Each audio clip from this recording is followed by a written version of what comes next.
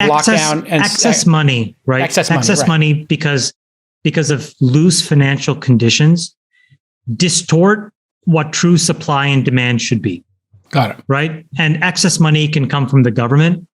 But in this case, excess government money went from the government into the hands of individuals who then participated in the public markets, and they distorted what it all looked like. And so there was a lot of purchasing activity that was propped up by what seemed like an endless supply of free money.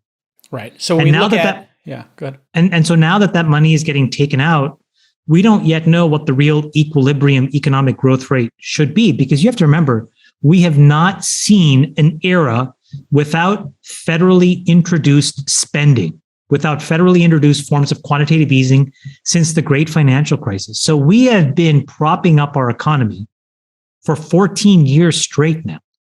So we have distorted the prices of bonds and fixed income. We've distorted the prices of equities.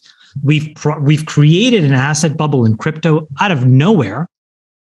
And now we have to do the hard work of figuring out what the real supply demand is in the economy. And we don't know. If it took 6 quarters here, there's 6 quarters of just massive GDP spike there from the preceding quarters, and we have 2 down quarters. Is it going to take 6 quarters to wash this out, or longer, I guess? No, longer, because what David said is now making the problem even worse. So because Powell was catering to whatever pressure he's been getting, and he must be getting some severe pressure from the White House, those were really dovish comments. But what is the problem when he is dovish? Well, the practical reality is a couple of things.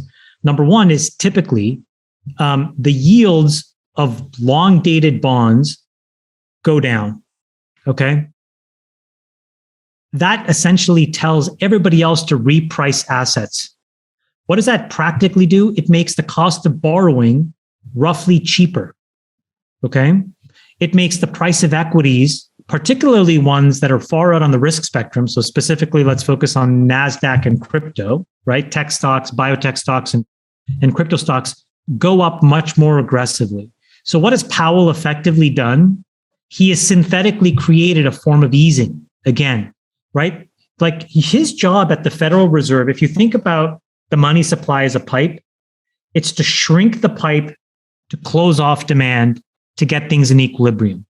So even though he's doing this, by the language that he's doing, he's effectively allowing market participants to basically guess that the worst is over and now we're going to start to expand the pipe again. And so they go to the end state. So what he effectively did in one speech is basically put a pin at the end of this year and is telling the markets, I'm mostly going to be done. And if anything, I'm probably going to be cutting in the back half of 23. Go on your merry way.